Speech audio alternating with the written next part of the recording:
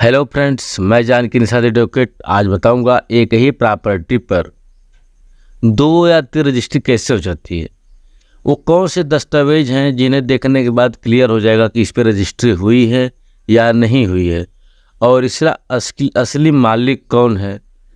तो दोस्तों, इस वीडियो में हम बताएंगे फर्जीवाड़ा के बारे में, कैसे फर्जीवाड़ा का खेल होता है, कैसे एक ही प्लाट पर दो या तीन रजिस्ट्रियाँ हो जाती हैं और जो क्रेता होता है बेचारा फंस कर मुकदमा में रह जाता है।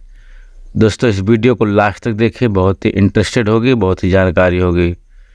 दोस्तों, ऐसे ही वीडियो देखने के लिए हमारे चैनल को जरूर सब्सक्राइब करें। दोस्तों, ज़मीन पर दो दो तीन तीन रजिस्ट्री के केस बढ़ते जा रहे हैं, यानी किसी ज़मीन पर दो लोग तीन लोग क्रेता विक्रेता लोग बेच के उसमें फंसे हुए हैं। आए दिन इस तरह की खबरें सामने आती हैं। इस तरह का धोखा होने के बाद आपके पास कोर्ट के चक्कर लगाने के सिवा दूसरा कोई रास्ता नहीं होता। यानी आप कोर्ट में जाइए, 56(3) करिए, FIR करिए, SP के यहाँ जाइए, सिविल सूट दाखिल कर, तमाम से उसमें प्रॉब्लम हो जाती है, फंसे रहते हैं। इससे अच्छा है कि किसी भी ज़मीन या मकान को खरीदने से पहले आप उन डॉक्यूमेंट को अच्छे से चेक कर लें जिनकी आपको ज़रूरत होती है, जिन्हें चेक करने के बाद आप फ्रॉड में नहीं फंसेंगे। लोगों में ज़मीन के वैध दस्तावेज के रूप में सबसे महत्वपूर्ण होता है रजिस्ट्री। यानी अगर ज़मीन से संबंधित कोई भी दस्तावेज है, मजबूत है, तो वह रजिस्ट्री, और सबसे ज़्यादा गड़बड़ी इसी में हो रही है। तो आज हम आपको कुछ ऐसी चीज़ों के बारे में बताएंगे जिससे आपको तुरंत पता चल जाएगा कि वह जगह कितने लोगों के नाम से रजिस्टर्ड है।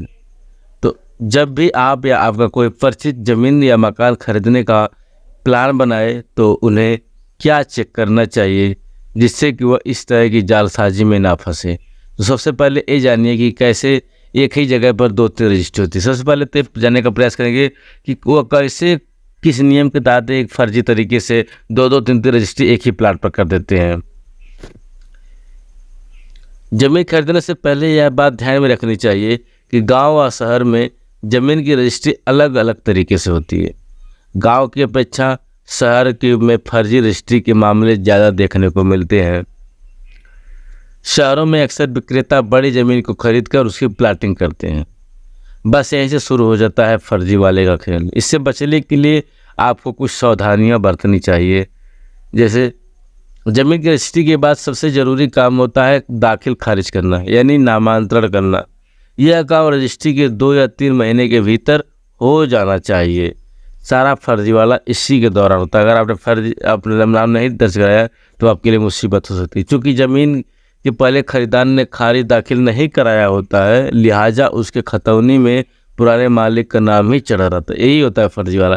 जैसे मान लीजिए आपने कोई ज़मीन खरीदा, एक आध महीने के अंदर फिर उसी ज़मीन को दूसरे को बेच दिया, उसके दौरान आपका नाम नहीं चढ़ा होता है, इसलिए पता नहीं चलता है खतौनी देख करके कि ज़मीन बिकी हुई है कि नहीं बिकी हुई है।